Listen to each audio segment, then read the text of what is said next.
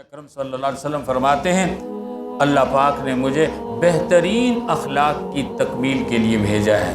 اگرچہ اسلام بدلہ لینے کی اجازت دیتا ہے، کوئی گالی دے تو تم بدلے میں گالی دے سکتے ہو، اتنی دو جتنی تمہیں دی ہے، لیکن اسلام کہتا ہے معاف کر دو، تو یہ بہت اچھی بات ہے۔ بدلہ لینے سے دشمنی ختم نہیں ہوتی، اور معاف کرنے سے دشمنی ختم ہو کر دوستی بھی بدل جاتی ہے۔ یہ حضور علیہ السلام کے بہترین اخلاق ہیں، اور اللہ نے اپنے پیغمبر کو ان اخلاق کی تعلیم دی ہے۔ فرمایا ادفع باللتی احسن، میرے پیغمبر جو آپ سے برائی کرے آپ بدلے میں اچھائی سے پیش آئیں۔ اس کا نتیجہ کیا ہوگا؟ فَإِذَا الَّذِي بَيْنَكَ وَبَيْنَهُ عَدَاوَةٌ، وہ شخص جس کے اور آپ کے درمیان دشمنی ہے، كَأَنَّهُ وَلِيٌّ حَمِيمٌ، وہ آپ کا گہرا دوست بن جائے گا اس طرز عمل سے۔ جب آپ برائی کو معاف کریں گے بلکہ برائی کے بدلے میں اچھائی کریں گے، جیسا کہ رسول اللہ صلی اللہ علیہ وسلم ایک بڑھیا کا واقعہ آپ سنتے رہتے ہیں جو آپ علیہ السلام کے راستے میں کانٹے ڈالا کرتی تھی، گندگی پھینک دیتی تھی، آپ کو اذیت پہنچاتی تھی، تنگ کرتی تھی، یعنی آپ کے ساتھ بہت برا سلوک کرتی تھی۔ آپ نے چند دن دیکھا کہ وہ بڑھیا نظر نہیں آئی جو آپ کو پریشان کرتی تھی۔ آپ نے صحابہ سے پوچھا کہ وہ بڑھیا جو میرے راستے میں گندگی پھینکا کرتی تھی وہ کہاں ہے؟ نظر نہیں آئی۔ فرمایا حضور وہ تو بیمار ہے، بستر پہ پڑی ہے۔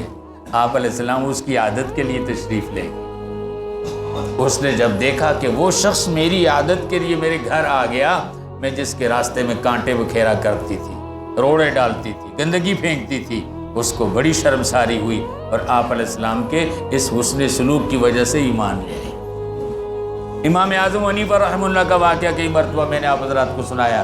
آپ جانتے ہیں امام صاحب بہت بڑے ہیرے جواہرات کا کام کرتے تھے، کروڑوں پتی تھے اپنے دور کے اندر۔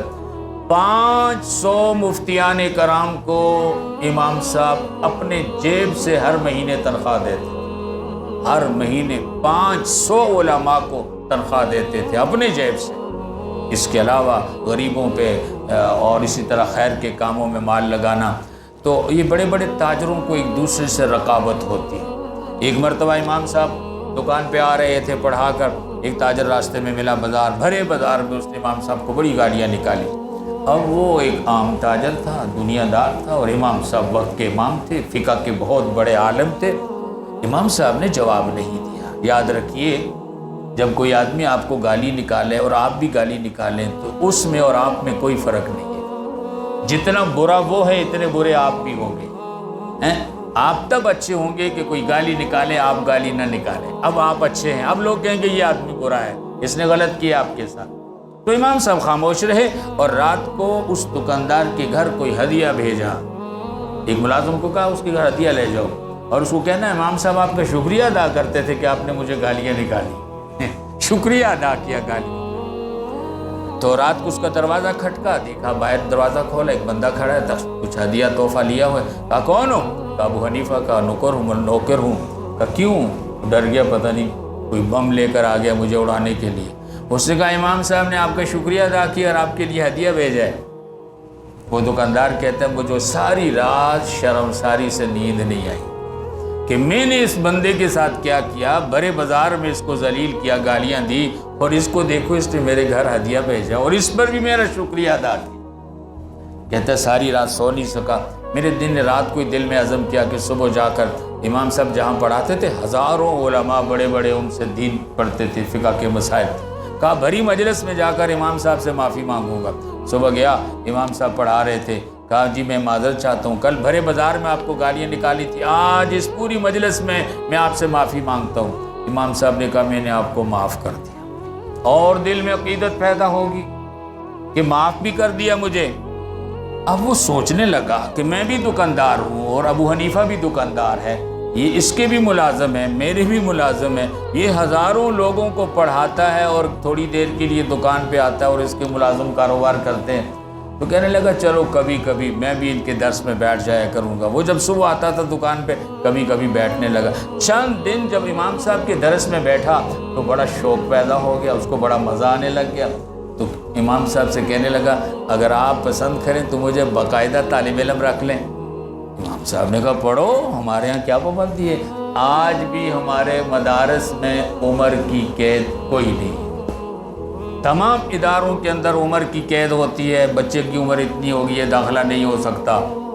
مدرسوں میں 80 سال کا بابا جی بھی داخلہ لے سکتا ہے، بوڑھا بھی پڑھ سکتا ہے۔ مدرسے میں شرط نہیں ہوتی کہ 4 سال 4.5 5 سال کا بچہ ہی یہاں پہ داخل ہو سکتا ہے۔ آپ جا کے دیکھیں، بڑے بڑے دادے نانے بھی بیٹھے پڑھ رہے ہوتے ہیں علماء سے۔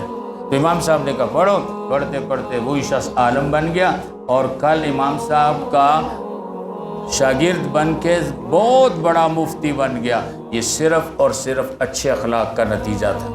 اگر اس کی گالی کے جواب میں امام صاحب بھی گالی نکالتے تو یہ دشمنی ساری زندگی رہتی۔ اللہ نے بہترین طریقہ بتایا ہے، اگر دشمنیوں کو دوستیوں میں بدلنا چاہتے ہو تو برائی کے بدلے میں اچھائی کرو۔ ادفع باللتی احسن، جو تم سے برائی کرتے بھلائی کرو۔ فاذا الذی بینک وبینہ عداوۃ، اس طرز عمل سے، اس حسن سلوک سے، وہ شخص جس کے اور آپ کے درمیان دشمنی ہے، کأنہ ولی حمیم، وہ آپ کا جگری دوست بن جائے گا۔